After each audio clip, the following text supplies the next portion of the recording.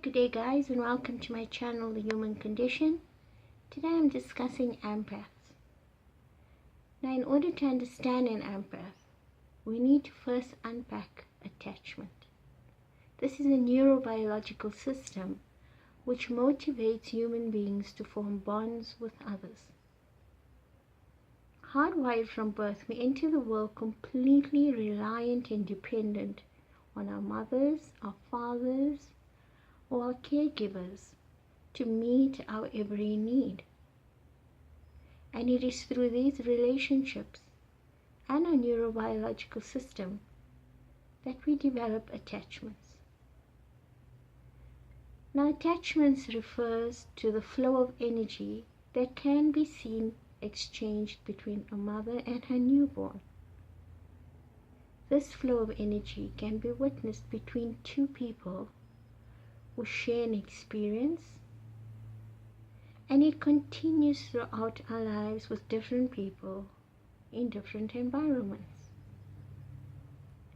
Now, while we all have the ability to attach to others, empaths, for various reasons, attach easier and quicker.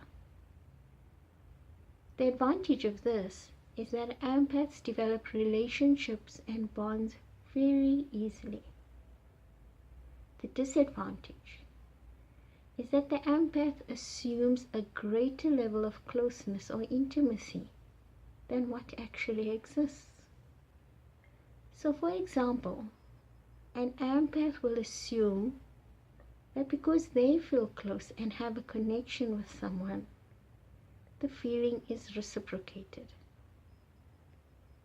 This is not always true. In fact, it may cause the empath to assume a level of closeness and overstep boundaries. And this tends to set them up for relationships that are one-sided, and even set them up for resentment from the person who does not share these feelings. Now, as the name suggests, empaths have lots of empathy. They find it easy to understand and share the feelings of others. Connectedness is what they seek, and again, this can be to their detriment. Some empaths are people pleasers, wanting really to do just that, please people.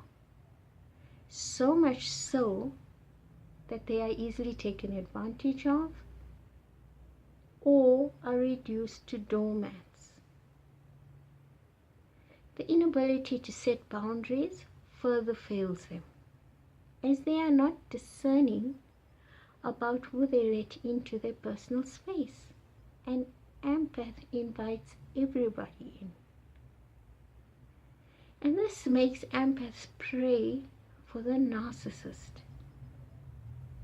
Their need for narcissistic supply is easily met by the empath. The empath then projects their empathy and love and acceptance onto the narcissist. And this is not reciprocated due to the absolute inability of the narc to do so. The empath will live with the constant hope that the narc will change and rise to meet the needs of the empath.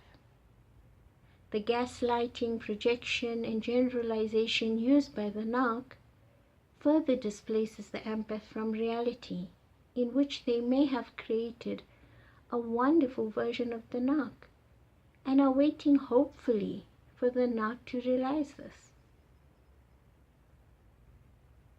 As a parent, the empath will be presenting a polar opposite of the narc to their children, and this is positive. So now, what can an empath do to protect themselves? They can learn to set boundaries. This does not come easy to an empath. However, it can be done. Educate yourself. Learn as much as you can about yourself. Read, watch YouTube videos like these. Talk to people like yourself. This will help you to understand what your unmet needs are and how these make you vulnerable. Journal. This reflective exercise cannot be stressed enough. It is through this process that you will begin to understand yourself. You begin to see your needs, notice your triggers, and the way you behave when you are vulnerable. This knowledge is so powerful since it can help you to contemplate these and finally change them. Accept that some people will want to hurt you. Now, this is an incredibly difficult lesson for an empath to learn. That there are people who know them who actually would want to hurt them. Now, while this is not a call for an empath to become hard or to become cynical about the world, it is a call rather for you to accept that this is a reality and not to internalize this, and to learn strategies to help you protect yourself from people like these. Join a support group, speak to a coach, or get yourself a great therapist. This helps you to become firmly grasped in reality through this process of talking and through the mirroring that you get from the therapist or the life coach. You learn to see yourself through the eyes of another, and you become more aware and in tune of your feelings and of your behavior so that you can protect yourself further. And then learn techniques for emotion regulation. This will help to keep you centered, to keep you grounded, to help you not internalize things. It's very difficult for an empath not to be hurt. And these techniques will help you in this regard. So going forward, I'm going to be teaching you techniques on emotion regulation, interpersonal skills, mindfulness techniques, just general techniques to help you become more centered and to help you become more self-aware and to help you become aware of your triggers and your vulnerabilities.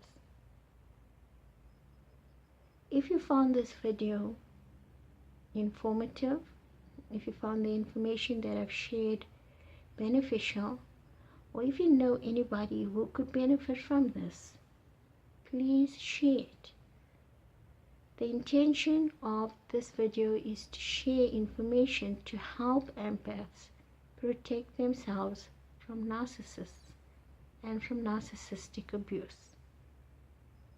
Please like my video, and if there's any other topics that you think you'd like me to discuss, please enter those into the comment section below. Until I see you again.